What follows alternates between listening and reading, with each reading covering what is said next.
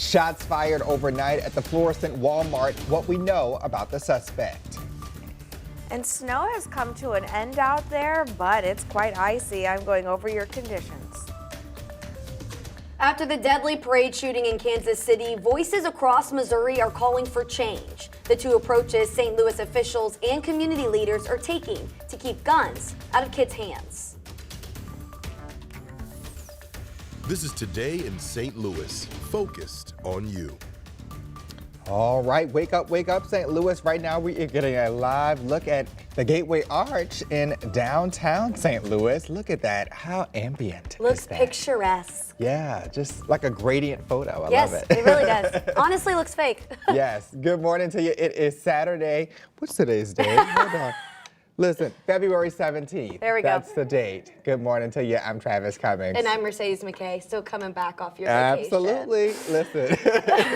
Well, as always, Weather First meteorologist Tracy Henson is here with us today. And Tracy, roads look a little better this morning, but there's still some icy patches. Yeah, there definitely are some icy patches out there. The first thing I did this morning, no one was around, so I drove a little bit. I hit the brakes decently hard. I could definitely feel my anti-lock brakes go off, and the road really did look all right.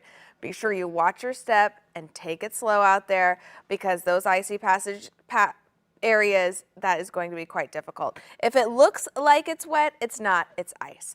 So currently on our radar view, it is nice and quiet. That's a nice sign here. We have seen a bit of a interesting day yesterday, with some spots even picking up 5 to 6 inches of snow. Most areas picking up around 3.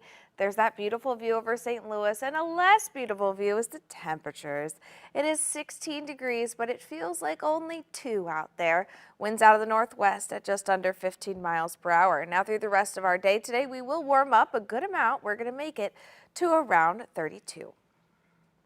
Thank you for that first look. Well, new this morning, a 15-year-old boy is hurt after a shooting in North St. Louis. It happened just before 1 a.m. on Newhouse Avenue near Windsor Park, just west of I-70. Right now, we're working to learn how he's doing and if police have a suspect in custody. Also new this morning, we're following an overnight shooting at a North County Walmart. It happened around 10:45 last night in Florissant off of Lindbergh Boulevard. Officers say the suspect shot the victim near the front of the store, but their injuries were not life-threatening. They arrested one suspect, a Walmart employee. There were other shoppers in the store when it happened, but no one else was hurt.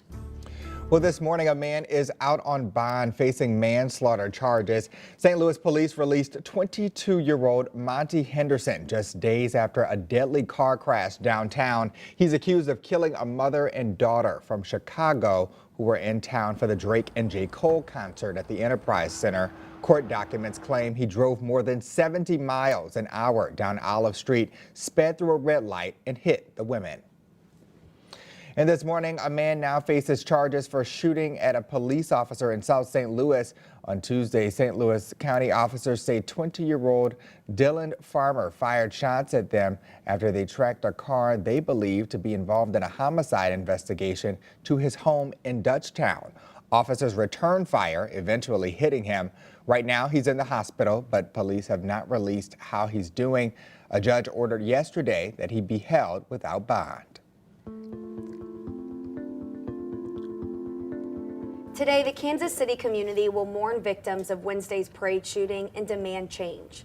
One person was killed and 22 others were hurt at the Chiefs Super Bowl parade.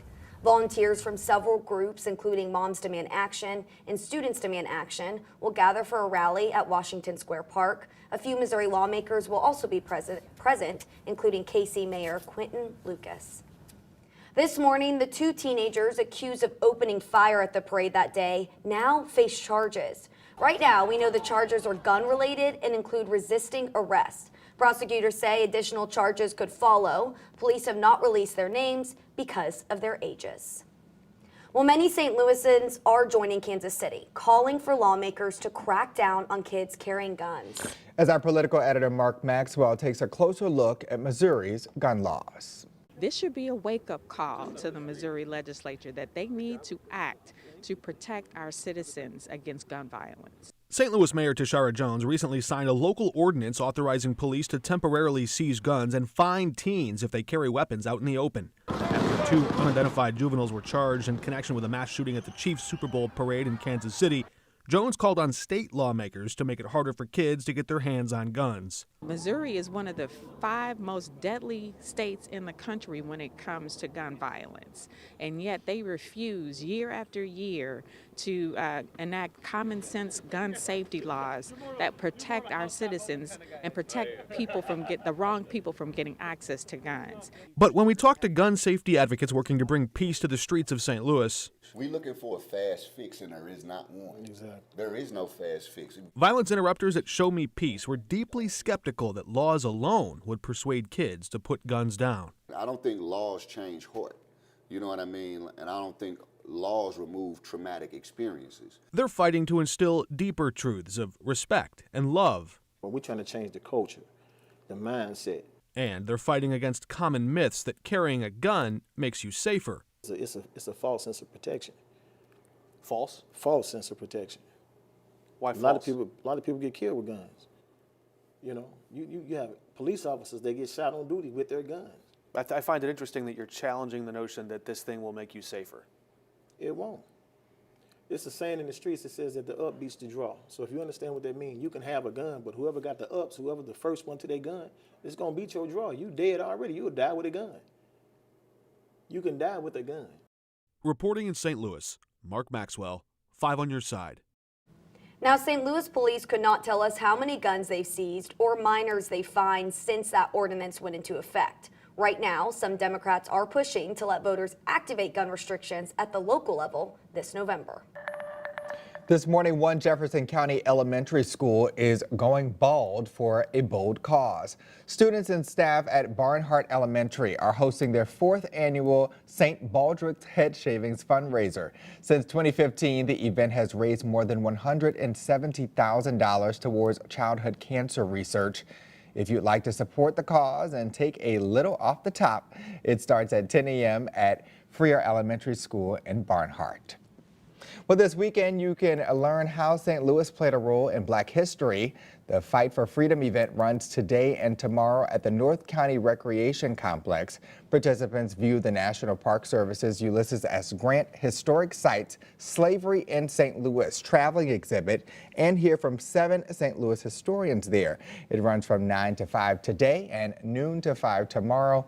You can learn more about Fight for Freedom this morning on Today in St. Louis at 9.